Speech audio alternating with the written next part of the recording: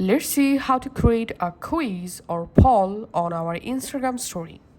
You just go to your Instagram app and tap on this plus icon, select story, and you can upload a photo or video from your gallery. Let's select this photo for example, and then tap on the sticker at the top. In here you have to select poll, and now just go ahead and write here your quiz question, and here go ahead and write your answers.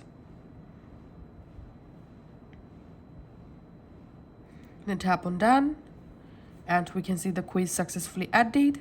Now you can just change your quiz color just like this. You can also resize the quiz. You can change the position of the quiz just like this.